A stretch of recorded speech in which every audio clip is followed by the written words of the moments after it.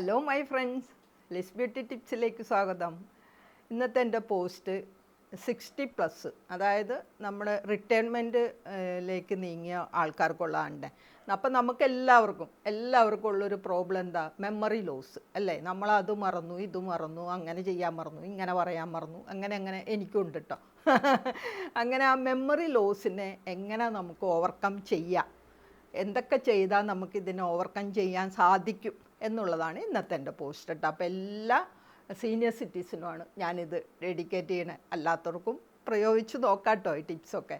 അപ്പോൾ ഇതിന് ആദ്യമായിട്ട് നമ്മൾ ചെയ്യേണ്ടത് എന്താണെന്ന്, നമ്മൾ റിട്ടയർമെൻറ്റിലേക്ക് നമുക്ക് വേറെ പ്രത്യേകിച്ച് ജോലിയൊന്നുമില്ല, ഉണ്ട്. എന്നാലും നമ്മൾ ആ ഹറിബറി ലൈഫല്ല, നമ്മൾ കുറച്ചും കൂടെ നമ്മുടെ ലൈഫ് സ്ലോ ആവും.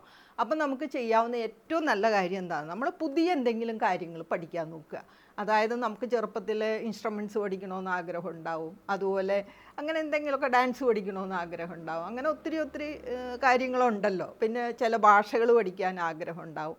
അപ്പോൾ ഏറ്റവും നല്ലത് നമ്മൾ പുതിയ കാര്യങ്ങൾ ഇങ്ങനെ പഠിക്കുമ്പോൾ നമ്മുടെ മെമ്മറി കൂടുമെന്നാണ് പറയണേ. മെമ്മറി ലോസ് കുറയും. നമുക്ക് പുതിയ കാര്യങ്ങൾ ചെയ്യുമ്പോൾ നമ്മുടെ ബ്രെയിൻ അതനുസരിച്ച് പ്രവർത്തിക്കുകയും മെമ്മറി ലോസ് ഒഴിവായി കിട്ടുകയും ചെയ്യും. അതുകൊണ്ട് വീടിൻ്റെ അടുത്ത് നമുക്ക് അവൈലബിൾ ആയിട്ടുള്ള പുതിയ എന്തെങ്കിലും പഠിക്കാൻ നമ്മൾ തുടങ്ങണം. അതാണ് ആദ്യമായിട്ട് പറയണത്. 26 നമുക്ക് ചെയ്യാവുന്ന ഒരു നല്ല കാര്യമുണ്ട് ഇത്.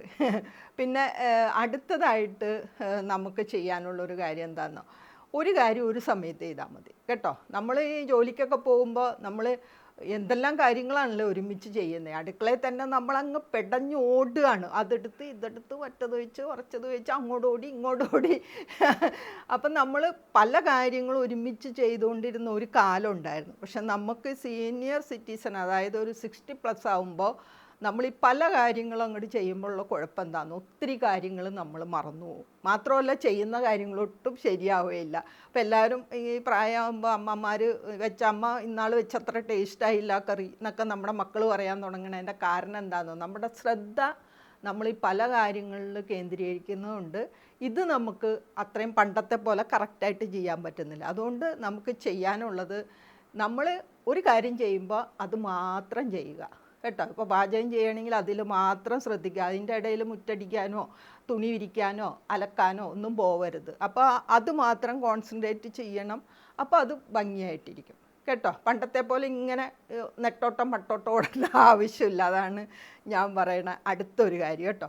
പിന്നെ മെമ്മറി നമുക്ക് ലോസ് ആവാതിരിക്കാൻ ചെയ്യാനുള്ള ഒരു കാര്യം എന്താണെന്നോ, നമ്മളൊരു പ്ലാൻ ചെയ്യണം. അതായത് ഇപ്പോൾ അടുക്കളയിൽ തന്നെ നമുക്ക് ഇന്ന സാധനം ഇന്നടത്തിരിക്കുന്നു, ബെഡ്റൂമിൽ തന്നെ ഇന്ന സാധനം ഇന്നടത്തിരിക്കണം എന്നുള്ളൊരു ശ്രദ്ധ നമുക്കുണ്ടെങ്കിൽ നമ്മുടെ അനാവശ്യ ടെൻഷൻ മാറും അല്ലേ. നമ്മളെല്ലാവർക്കും ഉള്ളൊരു ഓരോന്ന് നോക്കി നടന്നാണ് നമുക്ക് ടെൻഷൻ കൂടുന്നതും അതുപോലെ തന്നെ നമ്മുടെ സമയം പോകുന്നതും.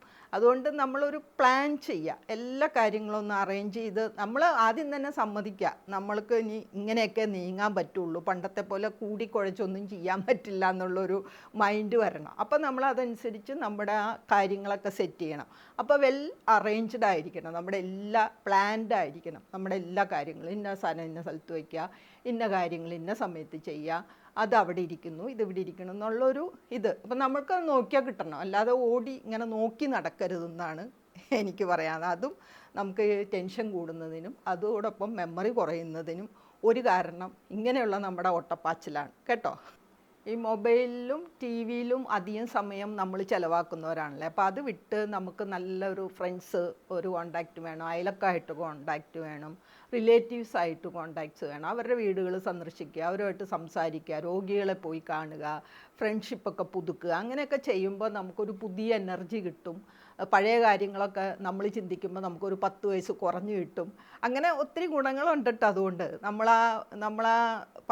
നമ്മുടെ കഴിഞ്ഞുപോയ കാലങ്ങളിൽ നമ്മുടെ ഫ്രണ്ട്സിനെ കാണുകയും റിലേറ്റീവ്സൊക്കെ ആയിട്ടാകുമ്പോൾ നമ്മൾ ചെറുപ്പമാവും. കഴിഞ്ഞാൽ നമ്മുടെ മക്കളുടെ മുന്നിൽ നമ്മൾ അമ്മയും അമ്മായിമ്മയൊക്കെയാണല്ലോ, പക്ഷേ നമ്മുടെ ഫ്രണ്ട്സിൻ്റെ റിലേറ്റീവ്സിൻ്റെ മുന്നിൽ നമ്മളിപ്പോഴും മക്കളാണ്, ഫ്രണ്ട്സും മക്കളുമാണ്. ആ ഒരു വ്യത്യാസമുണ്ട്, ആ ഒരു സമീപനവും ത്തിനും വ്യത്യാസമുണ്ട് കേട്ടോ. അപ്പോൾ അത് നിങ്ങൾ പ്രത്യേകം ശ്രദ്ധിക്കണേ.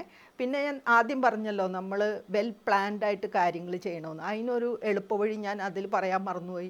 ഏറ്റവും എളുപ്പവഴി എൻ്റെ ബ്രദറിൻ്റെ വീട് ജോൺസൺ എന്നാണ് ചേച്ചി ട്രീസ. ഇവരെ ഒരു പരിപാടിയുണ്ട്. ഒരു വൈറ്റ് ബോർഡ് മേടിച്ചു വെച്ചിരിക്കുക, ഒരു പെന്നും മേടിച്ചു വെച്ചിരിക്കുക. എന്നിട്ട് എല്ലാം അവിടെ പാല് തീർന്നു പോയെങ്കിൽ അത് എഴുതി വെക്കും. ഇന്ന സമയത്ത് പേപ്പറിൻ്റെ പൈസ കൊടുക്കണം, ഇന്ന സമയത്ത് പിന്നെ ബില്ലടയ്ക്കാം, ഇതെല്ലാം എഴുതി വെച്ചിരിക്കുക. പിന്നെ തീർന്ന സാധനങ്ങളൊക്കെ അത് എഴുതി വെക്കും. അപ്പോൾ അത് നല്ലൊരു പ്രാക്ടീസാണ് കേട്ടോ. ഞാനും തുടങ്ങിയിട്ടുണ്ട്. നല്ലൊരു പ്രാക്ടീസാണ്. അപ്പോൾ നമുക്കത് എളുപ്പം ഓർത്തെടുക്കാൻ നല്ലതാണ്. അതാണ്.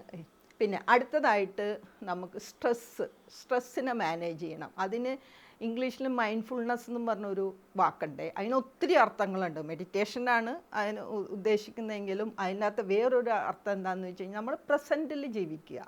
ഓക്കെ, അപ്പം അത് തന്നെ ഒരു മെഡിറ്റേഷനാണ്. നമ്മൾ കഴിഞ്ഞ കാലങ്ങളും അയ്യോ ഇനി വരുന്ന കാലങ്ങളും ഒക്കെ ചിന്തിക്കാതെ പ്രസൻറ്റിൽ ജീവിക്കുക. അതാണ് ഏറ്റവും നമുക്ക് ഉള്ള പിന്നെ മെഡിറ്റേഷൻ. ഏറ്റവും നല്ല മെഡിറ്റേഷനാണ് അത്, പ്രസൻറ്റിൽ ജീവിക്കുക. പിന്നെ നമ്മൾ പലരും മുൻകോപക്കാരും അങ്ങനെ പെട്ടെന്ന് ദേഷ്യം വരുന്നവരൊക്കെ ഉണ്ടല്ലോ. അതൊക്കെ ഇനിയിപ്പോൾ നമുക്ക് വേണ്ട, ഇനി അധികം കാലമൊന്നുമില്ലല്ലോ. ഇപ്പോൾ കുറച്ചൊക്കെ നമ്മൾ ക്ഷമയോടുകൂടി കാര്യങ്ങളെ സമീപിക്കുകയും കുറച്ചും കൂടെ മറ്റുള്ളവരെ വിശ്വസിക്കുകയും ഇപ്പോൾ നമ്മുടെ കയ്യിൽ കുറച്ച് കാശൊക്കെ ഉണ്ട്, അല്ലെങ്കിൽ ഇനി ആരെങ്കിലും ബന്ധപ്പെട്ട അവർക്ക് അങ്ങനെയൊക്കെയുള്ള ചിന്തയുണ്ടല്ലോ. ഇനി അവർ കാശ് ചോദിക്കുമോ, അത് ചോദിക്കുമോ എന്നൊക്കെ ഉള്ളൊരു ചിന്ത ഈ പ്രായത്തിൽ വരുന്ന ഒരു സ്പെഷ്യൽ ചിന്തയാണ്. എനിക്കങ്ങനെ ഒത്തിരി പേരെ അറിയാം. അപ്പോൾ നമ്മൾ മറ്റുള്ളവരെ നമ്മൾ വിശ്വസിക്കുക, അതേ നിവർത്തിയുള്ളൂ. അല്ലാണ്ട് എല്ലാം ഇങ്ങനെ സംശയദൃഷ്ടിയോടുകൂടി നോക്കാണ്ട് കുറേയൊക്കെ നമ്മൾ വിട്ടുകൊടുക്കുക കേട്ടോ. പ്രസൻറ്റിൽ ജീവിക്കുക. അതാണ് മെയിനായിട്ട് എനിക്ക് നിങ്ങളോട് പറഞ്ഞു തരാനുള്ളത്. പിന്നെ അടുത്തത് നമുക്ക് വേണ്ടത് എക്സസൈസാണ്. എക്സസൈസ് എന്ന് പറയുമ്പോൾ നമ്മുടെ ശരീരത്തിന് ചലനം വേണം. എല്ലാ വീഡിയോയിലും ഞാൻ പറയുന്നതാണ്, ശരീരം ചലിക്കണം. അപ്പോൾ നമ്മുടെ ബ്ലഡ് സർക്കുലേഷൻ കൂടും, അതോടൊപ്പം തന്നെ ഓക്സിജൻ ഫ്ലോ ബ്രെയിനിലേക്ക് കൂടും. അപ്പോൾ നമ്മുടെ മെമ്മറി നിലനിൽക്കുന്നതിന് ഏറ്റവും നല്ല ഒരു മാർഗമാണ് എക്സസൈസ് കേട്ടോ. ഇനി ഏറ്റവും ആവശ്യമുള്ളതാണ് ബ്രെയിനിന് ആവശ്യമായ പോഷകങ്ങൾ കൊടുക്കുക. അത് കിട്ടുന്നത് ഫുഡിൽ നിന്നാണ് അല്ലേ. അപ്പോൾ വൈറ്റമിൻ കെ വേണം, ബി വേണം, പിന്നെ ഡി വേണം, ഇ വേണം. ഇങ്ങനെയെല്ലാം നമ്മുടെ ബ്രെയിനിൻ്റെ പ്രവർത്തനങ്ങൾക്ക് ആവശ്യമാണ്. അപ്പോൾ അതിനാവശ്യമായ ഫുഡ് നമ്മൾ തിരഞ്ഞെടുക്കണം കേട്ടോ. അതായത് ഫാറ്റി ഫിഷ്, എഗ്ഗ്, അതുപോലെ എല്ലാ തരം ബെറീസും, അതുപോലെ പച്ച നിറത്തിലുള്ള പച്ചക്കറികളും ഇലക്കറികളും, അതായത് കേബേജ് തുടങ്ങി ബ്രോക്കോളി തുടങ്ങിയുള്ള അങ്ങനെയുള്ള പച്ച നിറത്തിലുള്ള പച്ചക്കറികൾ, അതുപോലെ നട്ട്സ്, പിന്നെ ഡാർക്ക് ചോക്ലേറ്റ് നല്ലതാണ് കേട്ടോ. പിന്നെ ഒലിവ് ഓയിൽ, നമ്മൾ സാലഡൊക്കെ ഉണ്ടാക്കുമ്പോൾ ഒലിവ് ഓയിലൊക്കെ ഒഴിച്ച് നമുക്ക് സാലഡ് ഉണ്ടാക്കാം കേട്ടോ. ഇതിനകത്തൊക്കെ ഞാൻ ഈ പറഞ്ഞ വൈറ്റമിൻസ് അടങ്ങിയിട്ടുണ്ട്. അപ്പോൾ തീർച്ചയായിട്ടും ബ്രെയിൻ ആവശ്യമായ ഫുഡ് നമ്മൾ തിരഞ്ഞെടുക്കണം. ബ്രെയിനിൽ അധികം വെള്ളമാണല്ലേ ഉള്ളത്. ഒരു 2% തന്നെ വെള്ളം കുറഞ്ഞാൽ തന്നെ നമ്മുടെ ബ്രെയിനിൻ്റെ സകല പിന്നെ നമുക്ക് തരുന്ന ഇൻസ്ട്രക്ഷൻസൊക്കെ തെറ്റും. അതുകൊണ്ട് വളരെ നമ്മൾ ഈ പ്രായത്തിൽ ശ്രദ്ധിക്കണം. മെയിൻ മെമ്മറി ലോസിന് കാരണം അതാണ്. പിന്നെ ഉറക്കം മസ്റ്റാണ്. 7-8 മണിക്കൂർ നമ്മൾ ഉറങ്ങണം. ഉറങ്ങി കഴിയുമ്പോഴുള്ള ഗുണം, നമ്മൾ നേരം വെളുക്കുമ്പോൾ നമ്മൾ നല്ല ഫ്രഷാവും അല്ലേ. നമ്മുടെ ചിന്തകളും എല്ലാം നല്ല ഫ്രഷാവും. ആ കൂട്ടത്തിൽ പ്രാർത്ഥനയും കൂടെ ഉണ്ടെങ്കിൽ ഇരട്ടി ഫലം കിട്ടും കേട്ടോ. അപ്പോൾ ഇത്രയും കാര്യങ്ങളാണ് ഈ 60+ മെമ്മറി ലോസ് വരാതിരിക്കാൻ വേണ്ടി എനിക്ക് തരാനുള്ള ടിപ്സ്. ഇപ്പം എല്ലാവർക്കും ഇഷ്ടമായല്ലോ അല്ലേ. അപ്പോൾ എല്ലാം നിങ്ങളുടെ ഫ്രണ്ട്സിനും ഇത് ഷെയർ ചെയ്യണേ. എല്ലാവർക്കും ഷെയർ ചെയ്യണം. പിന്നെ എൻ്റെ വീഡിയോ നിങ്ങൾ ലൈക്ക് ചെയ്യണം. ഓക്കെ, പിന്നെ സബ്സ്ക്രൈബ് ചെയ്യാത്തൊരു സബ്സ്ക്രൈബ് ചെയ്യണം. Okay, thank you for watching. By.